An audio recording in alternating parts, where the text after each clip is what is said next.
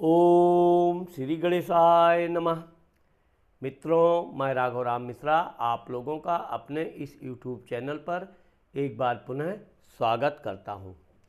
आज हम बात करने वाले हैं मिथुन राशि के जो अभी गुरु राहु का चंडाल योग बन रहा है 21 अप्रैल 2023 से, तो उसका मिथुन राशि के ऊपर क्या प्रभाव पड़ेगा, मिथुन राशि वालों का क्या नुकसान होगा, क्या फ़ायदा होगा, मिथुन राशि वालों को क्या क्या सावधानी करनी चाहिए और क्या उपाय करना चाहिए जिससे कि गुरु चंडाल योग का दुष्प्रभाव इनके ऊपर न पड़े। तो आइए हम बात करते हैं। अब मैं आपको बताना चाहता हूँ कि 21 अप्रैल 2023 से गुरु मेष राशि में आ रहा है। मेष राशि में पहले से ही राहु बैठा हुआ है। जब गुरु और राहु दोनों एक ही भाव में, एक ही स्थान में आ जाते हैं तो वहाँ पर गुरु चंडाल योग का निर्माण होता है।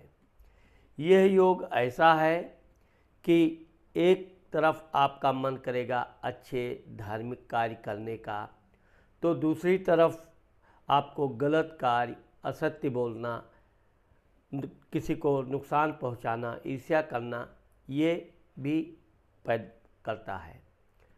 अब चूँकि मिथुन राशि के लाभ घर में यानी कि आपके 11वें घर में अभी सूर्य, बुध, गुरु, राहु चतुर्थ ग्रही राजयोग बन रहा है।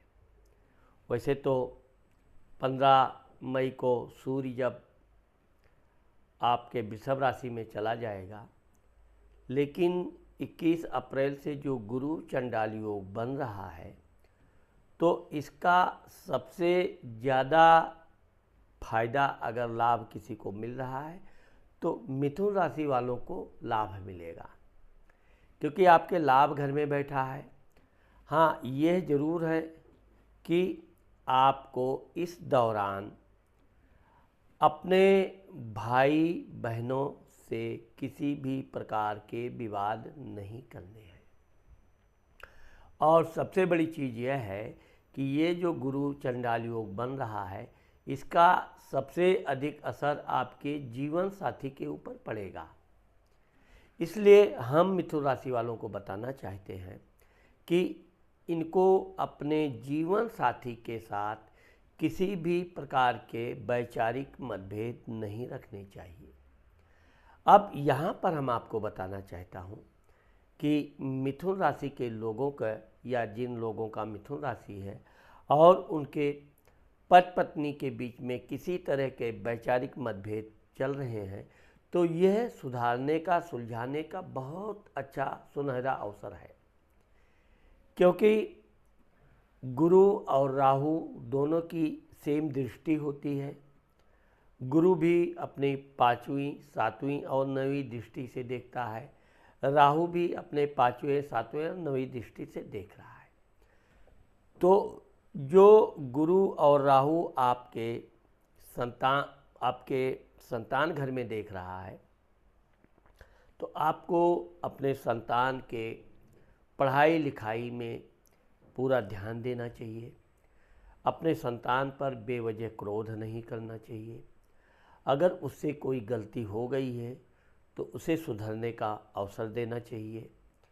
साथ ही साथ आप अपने जीवन साथी, आप अपने धर्म पत्नी से किसी भी तरह के विवाद ना करें।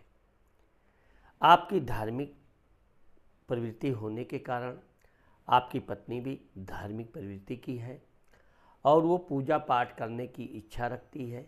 उसे आप धर्म करने, पूजा पाठ करने की प्रेरणा दीजिए। अगर वो गलती से कोई बात उसके मुंह से निकल जाता है जो आपको बुरा लग जाता है, तो आपको यहाँ पर बहुत धैर्य का परिचय देना चाहिए। आप क्रोध नहीं करेंगे तो आप ये मानिए कि यह समय आपके लिए बहुत सुनहरा अवसर होगा, क्योंकि आपके लाभ घर में चंडाल योग बन रहा है। और जो ये गुरु चंडाल योग आपके भाई पराक्रम घर को देख रहा है, तो मैंने आपको बताया कि आप अपने भाई बहनों से किसी तरह के विवाद मत कीजिए, या भाई बहनों के कारण किसी से विवाद करना पड़े तो वहाँ पर भी आपको थोड़ा सतर्क रहना चाहिए। अगर आपका बच्चा पढ़ने में थोड़ा कमज़ोर है तो आप उसके मनोबल को बढ़ाइए, उसकी वाहवाही कीजिए, उसको अच्छी बातें बताइए, और आप उसको जितना प्रोत्साहन देंगे आपके बच्चे का पढ़ने लिखने में बहुत खूब मन लगेगा। आपके जीवन साथी धर्मपत्नी का इस दौरान स्वास्थ्य में गिरावट आएगी, परंतु आप अगर पूरी तरह से अपने धर्मपत्नी के स्वास्थ्य का ध्यान रखते हैं, उससे प्यार भरी मीठी बातें करते हैं, तो यह गुरु चंडाल योग आपके लिए लाभ ही लाभदायक सिद्ध होगा। परंतु जो लोग थोड़े क्रोधी स्वभाव के हैं, जो हमेशा अपनी पत्नी की कुछ ना कुछ कमी ढूंढते रहते हैं, वो कुछ बोली नहीं कि ये भी उत्तर देने से पीछे नहीं रहते हैं, ऐसे लोगों के लिए बहुत सावधान रहने की ज़रूरत है। आपके घर में अगर कलह प्रारंभ हो गया तो आप ये मानिए कि आपकी जो लाभ की स्थिति है ये इसमें रुकावट आ जाएगी, आपके खर्चा में वृद्धि हो जाएगा, आपके स्वास्थ्य में भी गिरावट आएगी, और कुल मिलाकर आप मानसिक आर्थिक रूप से बहुत परेशान हो जाएंगे। इसलिए मैं मिथुन राशि के लोगों को, विशेषकर जिन लोगों की शादी विवाह नहीं हुई है, उनके लिए ये बहुत सुनहरा अवसर है। आपको शादी विवाह के लिए अवसर प्राप्त होगा, रिश्ते आएंगे। अब आप यहाँ पर आपको ध्यान ये रखना है कि जो रिश्ता पहले आया वो रिश्ता ही पक्का। आपको लड़की पसंद आ गई, लड़की शिक्षित है, धार्मिक है, सुंदर है, बस आप ये दिमाग से निकाल दीजिए कि इससे भी अच्छी लड़की मिलेगी, उससे भी अच्छी लड़की मिलेगी। अगर आप इस तरह से अच्छी के चक्कर में पड़ेंगे तो ये गुरु चंडाल योग आपके शादी में विघ्न बाधा डालेगा, शादी होते होते रुकावट आ जाएगी। और विशेषकर उन लोगों के लिए कि जिन लोगों के पति पत्नी के संबंध में खटपट चल रही है, उन लोगों के लिए ये बहुत अच्छा अवसर है। आप इस दौरान अपनी धर्मपत्नी की बात को ध्यान से सुनिए, उससे विरोध मत कीजिए, लड़ाई झगड़ा तो कदापि आपको करना ही नहीं चाहिए। आप जितना मीठा मीठा बोलेंगे आपकी धर्मपत्नी आपका और अधिक सम्मान करेगी, तो जो विवाद है वो अपने आप समाप्त हो जाएगा।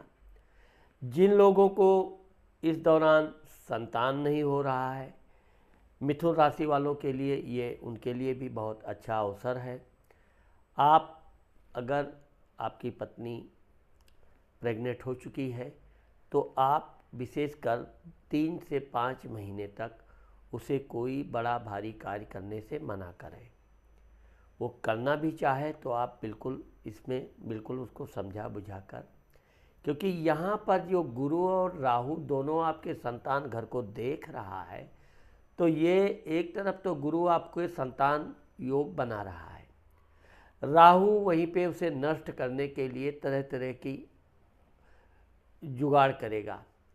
इसमें आपकी धर्मपत्नी का दिमाग काम नहीं करेगा, वो कोई भारी सामान उठा सकती है, अधिक परिश्रम कर सकती है, खाली पेट रह सकती है, इससे उसको नुकसान हो सकता है।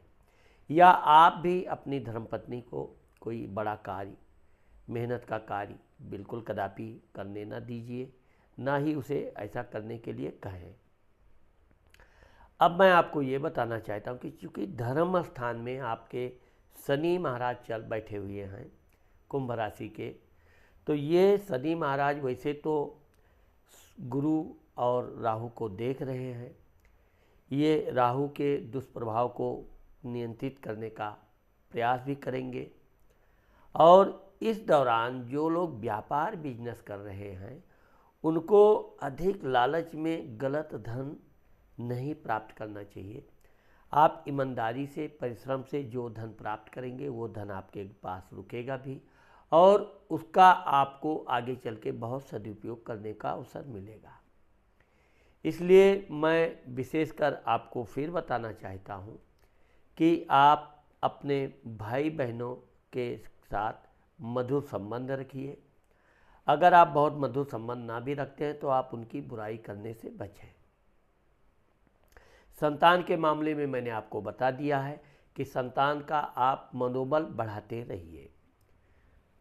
आपकी धर्मपत्नी के विषय में भी आप उससे जितना प्यार से बोलेंगे, मीठा बोलो, मीठा सुनो। तो ये 3 चीज़ों पर आप ध्यान रखिए।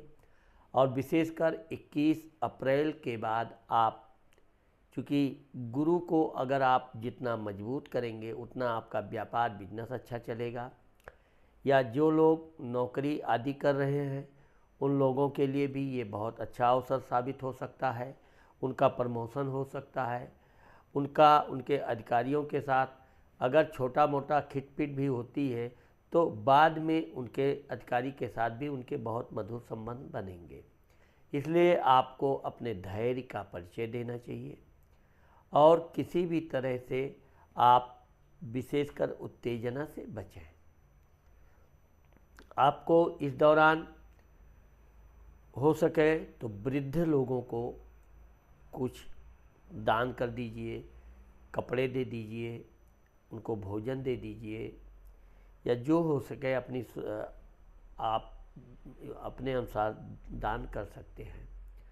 विशेषकर आपको इस दौरान गाय को रोटी खिलाना चाहिए, गाय को हरी घास खिलानी चाहिए। और बुधवार के दिन आप कुत्ते को भी रोटी बिस्किट खिला सकते हैं। अब मैं आपको बताना चाहता हूँ कि हम लोगों के रसोई में एक चलन है कि पहली रोटी गाय को, अंतिम रोटी कुत्ते को। तो ठीक यही योग चंडाल योग बन रहा है, क्योंकि गाय का प्रतिनिधित्व गुरु कर रहा है, राहु का प्रतिनिधित्व कुत्ता करता है। तो आप गाय के लिए प्रतिदिन जो भी हो सके कुछ ना कुछ खिलाइए, और नहीं तो गुरुवार के दिन आप विशेषकर अवश्य खिलाइए। साथ ही साथ आप ओम ब्रीम बृहस्पतये नमः का मंत्र जाप कीजिए, कम से कम 1 माला। यदि आप ओम ब्रीम बृहस्पतये नमः नहीं बोल सकते हैं तो ओम बृहस्पतये नमः का भी मंत्र जाप आप कर सकते हैं। ये 1 माला आपको 1.5 से 2 मिनट लगेगा। आप मंत्र जाप करके अपने कार्य के लिए निकलिए। आपका दिन शुभ होगा, मंगलमय होगा। और जब भी घर पे आएँ, अपने पत्नी के लिए कुछ ना कुछ मीठा व्यंजन आदि अपने बच्चों के लिए आप लाएं, खाएं और खिलाएं। इससे आपका परिवार बहुत प्रसन्न रहेगा। और विशेषकर आपको अपने माता पिता का विशेष सम्मान करना चाहिए, और पिताजी से तो कदापि किसी भी तरह के विवाद से बचें।